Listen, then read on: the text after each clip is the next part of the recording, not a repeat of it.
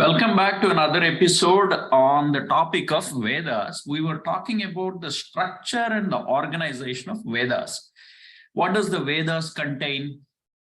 How are they organized? How are they structured? That is what we were talking about. We'll continue that conversation. Welcome back to this episode. I'm Dr. Rajeev Kurapati. If you have not listened to the prior episode, I would recommend that you spend about a few minutes listening to that, and because this is a continuation of that. Now, we saw that Vedas, of course, there are 4 Vedas, right? And these are the primary texts. And Indologists, the term Indologist we hear often these days. Indologists are those individuals who study the primary texts. The primary text of the Hindus or Sanatanis is the Vedas, correct? Vedas, there are 4 of them. Veda Vyasa, Akhanda Gnana Veda Rashi. He divided that into Rigveda, Yajurveda, Sama, and Atharvana Veda. Each Vedas has 4 parts. This is the structure of the Vedas, 4 parts. The first one is the mantra bhaga, samhita. Samhita means a collection. The word samhita itself means a collection. Collection of what? Mantras. So that is the first part, samhita or the mantra bhaga. And then we have brahmana. Brahmana is the mantras or the hymns or the hymns that are geared towards worshipping or pleasing the devatas. Indra, Varuna, Mitra, Ashwini, these type of Vedic deities or Vedic gods. Last session, we saw what are these Vedic gods. These are not somebody sitting up in the sky. These are the concentrated energies that if we give a name and a form to them, they get Indra, Varuna, Ashwini, Marut, and so on, Agni, and all that. So these mantras are geared towards pleasing or worshipping or invoking these type of deities. And the instructions to do these rituals is mentioned in the part of the Vedas called Brahmana. That is the second one. Samhita, Brahmana. And then we have Aranyaka. Aranyaka, the word Aranya means forest. Aranyaka is that part of the Veda where we start seeing transition from the rituals and mantras into Upasana. Upasana, and then eventually we end into the 4th or the final part of the Veda called Upanishads. Upanishads are the core spiritual essence. These are the contemplatory, these are the investigative part of the Vedas where you ask questions like ontological questions like, where do we come from? Where do we go after we die? What is the nature of the universe? Who created it? Or who, all these things, the Jiva and the Jagat. Jiva is the individual, Jagat is the world. Who is responsible for it? Let me put it that way. Not the creation part, but what is responsible for it? What is the Karana of this? Okay, so that is the Upanishad. In the Aranyaka, we see this transition from the ritual part of the mantras into the contemplatory spiritual part of the Upanishad. In this transition, we see Upasana and so on, and this is the Aranyaka part.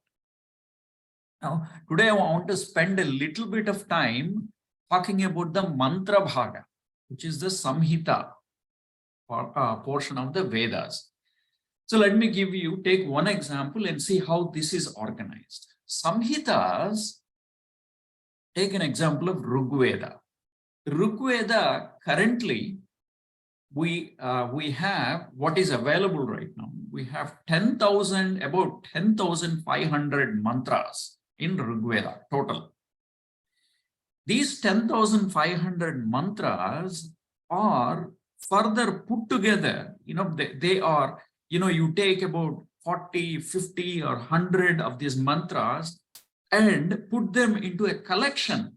These collections of mantras, of similar mantras, sometimes these mantras come successively, sometimes they handpick mantras from various parts of the Rig Veda and put them together into packages called suktas. You must have heard about Purusha Suktam, Sri Suktam, Bhu Suktam, Nila Suktam. Like this, we have numerous suktas. These are all collections of mantras of the available 10,000, roughly 10,552 mantras. There are these collections or packets of mantras are called suktas, and there are roughly about 1,000 suktas. We only know a few, but there are actually 1,000 suktas. To be very specific, 1,028 suktas that are available to us now. And in turn, these suktas are again organized into anuvakas. And see, similar suktas are put together into further buckets called anuvaka. And there are about 85 anuvakas that are available right now. And these anuvakas are again further divided or further organized into 10 mandalas. Mandalas is superstructure. So if you look at the entire structure of the Rig Veda Samhita, you see 10 mandalas. In the 10 mandalas, you have 85 anuvakas. In the 85 anuvakas, you will see a total of 1,028 suktas. Within these 1,028 suktas, you will see 10,552 mantras. And what do these do? These suktas are targeted towards or intended towards these devatas or deities: Indra, Marut, Varuna, Surya, Agni, Soma, Bhumi, Akasha, Ushas, and so on. Okay, so similarly, you see such an organization in Yajurveda, Sama, and Atharvana Veda. This is the mantra bhaga, this is the samhita. When you come to the Brahmana, you see examples like Shatapatha Brahmana of Yajurveda that talks about the significance of the mantras. How the significance of the mantra and how these mantras are to be recited, symbolic importance of these mantras, and so on. You see that in the Brahmanas. So when you come, as discussed before, when you look at the Aranyaka, so the first part of the Vedas, Brahmana and Mantra Bhaga, this is the Karma Kanda. This is the ritual. Karma means action, right? So you look at this ritualistic portion. When you come to the Aranyakas, you'll start seeing the transition from the Karma Kanda into the Gnana Kanda. Gnana Kanda is the Upanishad part of the Vedas. You'll start seeing this transition from the karma into the gnana, and these the rishis that were forest dwellers, they were living in the forest or spending most of their time in the forest. They are very contemplative philosophers. They are the ones who gave us the upasana marga, upasanas, and this is the transition part. And ultimately you see the Upanishads. And in Upanishads, there are about 108 Upanishad names that are mentioned in various granthas. And of the 108, about 10 to 12 Upanishads became prominent because Shankaracharya commented on them, interpreted and commented on them. So they became the important Upanishads. So the 10 Upanishads are Isha, Kena, Prishna, Munda, Mandukya, Tittiri, Aitreyam, Chandogam, Brihadaranyakam, Tada. So these are all the names of Isha Upanishad, Kena, Katha, Prishna, Munda, Mandukya, Tittiri or Taitri Upanishad, Brihadaranyaka Upanishad, and so on. So these are the names of these Upanishads. In these Upanishads, we have spiritual knowledge at its peak.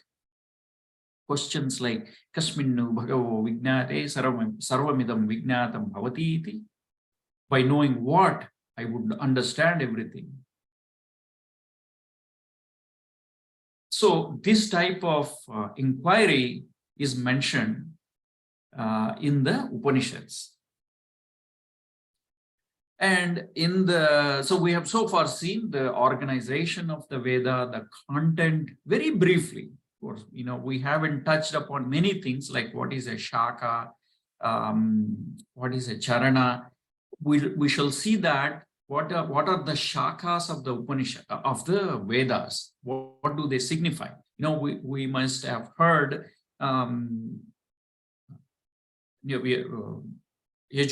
Shakas, Gautama Shaka, and so on. So we'll see that in the next session. And then after that, we shall touch upon the Vedangas and Upangas of the Veda. Vedanga and Upanga. What are those? Those are ancillary subjects or aspects or the philosophies that came from the Vedas, but also protect the Vedas.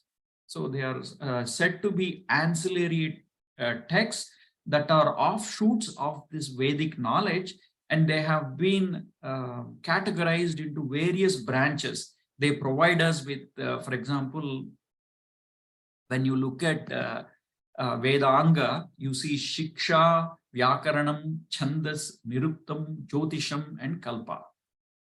We'll see what these are in a bit more detail in another session, but I just wanted to mention it here. In Upanga, we see Mimamsa, Nyaya, Purana, and Dharma Shastras. So for now, we have seen Vedas. There are 4 of them: Rig, Yajus, Sama, and Atharvana Veda or Atharva Veda. And each Veda has Samhita, Brahmana, Aranyaka, and Upanishad Bhagas, 4 parts. And Samhita is nothing but a collection of mantras. Brahmana tells us about what these mantras signify, how to say them, how to recite them, the ritualistic portion, the instructions for that. And Upanishads is the final part of the Vedas that is very contemplative, very spiritual. And by spiritual, I mean it asks questions and provides us clues to find answers. And Aranyaka, the third part, is the transition from the Karma Kanda into the Gnana Kanda. So we know that Veda, the word Veda itself came from the root word vid, gnane, which means a knowledge. And so Sanatana Dharma is essentially knowledge-based dharma, knowledge-based way of living. And from this came all our ethics, epistemology, ethics, ontology, and so on and so forth. So I hope to meet you soon next time. So thank you for joining this session.